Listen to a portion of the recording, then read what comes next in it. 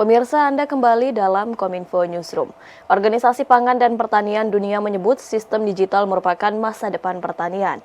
Direktur Jenderal Food and Agriculture Organization, Ko Dong-yu, menilai perlu adanya kerjasama antar negara untuk mewujudkan hal tersebut.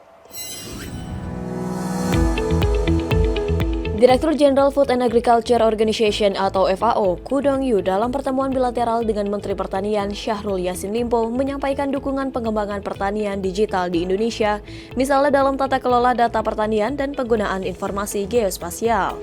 Digitalisasi memainkan peran penting dalam mempercepat kemajuan menuju pencapaian Sustainable Development Goals dengan mendiversifikasi pendapatan dan membuka lapangan kerja dan peluang bisnis di dalam dan di luar pertanian, terutama bagi generasi baru petani dan kaum muda. Ko juga memuji ruang kontrol pertanian di Indonesia yang menunjukkan manfaat penggunaan teknologi digital dalam pembuatan kebijakan yang berbasis data. Ia menyampaikan FAO akan memperkuat kerjasama melalui kemitraan dengan berbagai kelompok masyarakat termasuk para petani. So in that aspect, FAO willing to offer all the means like big data, new technology, and the global networks, work with the ministers, and also we want to assist Indonesia to play the leading role in the future. So let's work together and let's help the people who need the most. Sementara itu, Menteri Pertanian Republik Indonesia Syahrul Yassin Limpo menyampaikan dalam pertemuan bilateral dengan FAO pihaknya menunjukkan kebijakan dan strategi untuk memperkuat ketahanan pangan di dalam negeri. FAO juga akan memberikan pendampingan, terutama mengirim para ahlinya untuk memperkuat sektor pertanian di Indonesia, termasuk yang terkait dengan food estate. Ada sesuatu yang luar biasa, FAO akan memberikan pendampingan expert termasuk pada program-program khusus kita, food estate dan lain-lain. Dan saya tadi juga telah memaparkan proses-proses ketahanan pangan kita. Dalam kesempatan yang sama, Menteri Pertanian Republik Indonesia beserta panitia tengah memastikan persiapan Agriculture Minister Meeting yang digelar pada 27 hingga 29 September di Denpasar, Bali agar dapat berjalan baik. Ya, ini persiapan kita menyambut para menteri dari G20 dan delegasi sedunia. Bahkan peninjau beberapa negara hadir, ada juga yang melalui virtual. Oleh karena itu saya kira apa yang kita tampilkan secara maksimal di tempat ini, insya Allah bisa membanggakan bangsa ini. Dijadwalkan pertemuan Menteri Pertanian G20 akan ada 138 orang dari 17 negara anggota G20 dan 6 negara undangan serta perwakilan dari organisasi internasional yang akan hadir. Melalui AMM pula, Indonesia mengupayakan negara anggota G20 pada pertemuan Menteri Pertanian dapat membuat kesepakatan bahwa tidak boleh ada hambatan atau aksi blokade yang mengganggu rantai pasok pangan dunia. Indonesia mulai melangkah berinisiatif dengan pasar karbon sebagai alternatif pembiayaan bagi sektor real. Indonesia sebagai pemilik hutan tropis terbesar ketiga dunia diprediksi mampu menyerap 25 miliar ton karbon. Ketua Dewan Komisioner Otoritas Jasa Keuangan Mahendra Siregar dalam acara International Seminar on Carbon Trade 2022 mengatakan, Indonesia mulai melangkah untuk menggunakan inisiatif pasar karbon sebagai alternatif pembiayaan bagi sektor real. Dengan hutan tropis terbesar ketiga di dunia, Indonesia diperkirakan mampu menyerap 25 miliar ton karbon. Potensi penyerapan karbon tersebut belum termasuk potensi yang bisa diserap mangrove dan potensi penyerapan karbon lainnya yang lebih besar. Untuk itu, sebagai salah satu kebijakan pemerintah, penetapan harga karbon sangat penting dalam mengatasi perubahan iklim karena pemerintah dapat memberikan insentif untuk mendorong pengurangan emisi dan disinsentif bagi yang memproduksi melebihi batas emisi. Begitu juga dengan Indonesia yang telah menetapkan keputusan Presiden tentang nilai ekonomi karbon yang mengatur pelaksanaan penetapan harga karbon melalui beberapa mekanisme, salah satunya perdagangan karbon ke pasar karbon. We will get a clear regulatory framework for the authority and operation of a carbon market from the coming Omnibus Law on Financial Services and other regulations that are already in place, both for domestic and foreign trade.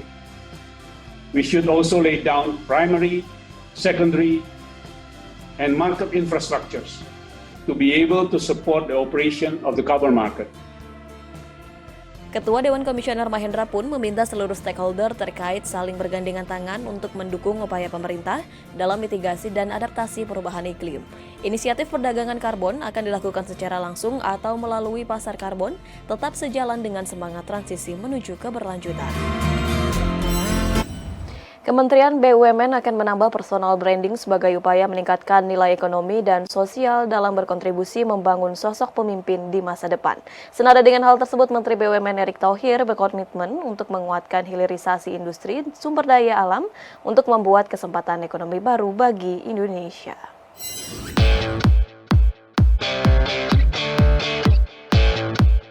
Kementerian BUMN menggelar kegiatan BUMN Next Gen 2022 bagi para milenials yang bertujuan untuk membangun personal branding dan menjadi sosok pemimpin di masa depan.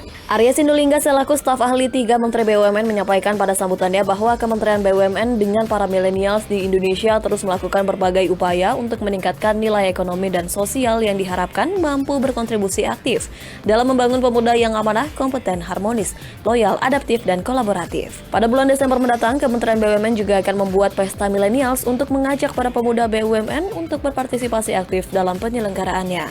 Dan juga kawan-kawan, ini adalah cara BUMN untuk menyamakan satu visi, menyamakan satu misi, menyamakan nilai yang sama. Di seluruh BUMN harus sama nilainya di antara milenial, di teman-teman muda. Tidak hanya di Jakarta, kita ingin juga di seluruh Indonesia, semua BUMN itu sama visinya. Apa yang didapat oleh teman-teman di Jakarta, mereka juga dapat. Pada kesempatan yang sama, Menteri BUMN Erick Thohir mengungkapkan BUMN melalui transformasi dan inovasi menjadi katalisator pertumbuhan ekonomi Indonesia tahun 2045 dan akan diprediksi mampu mendominasi 10 teratas kekuatan ekonomi yang berpengaruh dunia. Untuk mendorong hal tersebut, Menteri Erick mengajak para milenials untuk mengembangkan 4 sektor unggulan meliputi hilirisasi SDA, ekonomi digital, ketahanan pangan, dan ekonomi kreatif yang diharapkan mampu menopang pengembangan ekonomi berkelanjutan. Kita harus memastikan pertumbuhan ini konsisten. Dan kita lihat ini, bagaimana middle class kita tumbuh. Artinya apa? Kita punya kekuatan yang luar biasa. Nah, karena itu hari ini saya ingin mengajak kalian untuk menjaga pertumbuhan ini semua, kita perlu berbuat apa sebagai BUMN? Saya terpikir 4 sub bidang yang bisa menjaga pertumbuhan kita ke depan. Bali terpilih sebagai tuan rumah World Water Forum ke-10 yang akan diselenggarakan pada tahun 2024. Berlokasi di Bali merupakan bentuk kepercayaan masyarakat internasional terhadap peran kepemimpinan dan komitmen Indonesia dalam isu pengelolaan air.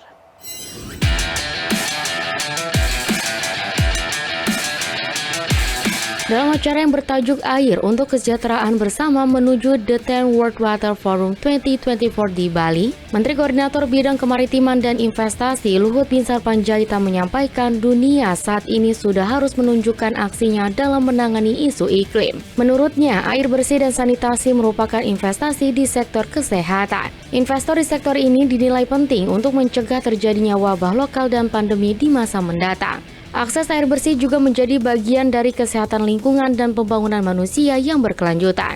Untuk itu, pihaknya menekankan bahwa saat ini pemerintah Indonesia terus berkomitmen dalam mengimplementasikan rancangan aksi tersebut dan akan terus mendukung berbagai upaya ketersediaan air sebagai kebutuhan dasar umat manusia. Karena itu saya berharap forum WWF dapat terus meningkatkan serta menguatkan berbagai kerjasama dan mengembangkan tindakan di sektor kesehatan dan pendidikan, mengurangi ketimpangan dan kemiskinan, mendorong pertumbuhan ekonomi serta mengatasi perubahan iklim dan melestarikan lingkungan. Bapak dan Ibu sekalian, saya juga ingin menyampaikan harapan tulus saya atas penyelenggaraan spesial dialog yang diselenggarakan bersama CNBC Indonesia ini. Sebagai forum ini mampu meningkatkan awareness tentang kepedulian, komitmen, dan kolaborasi bersama terhadap pengelolaan air untuk kepentingan dan kesejahteraan bersama. Pemirsa, usai jeda kami akan kembali dengan informasi warung waspada pinjol, wadah masyarakat mengadu ulah pinjol ilegal. Sesaat lagi tetaplah bersama kami.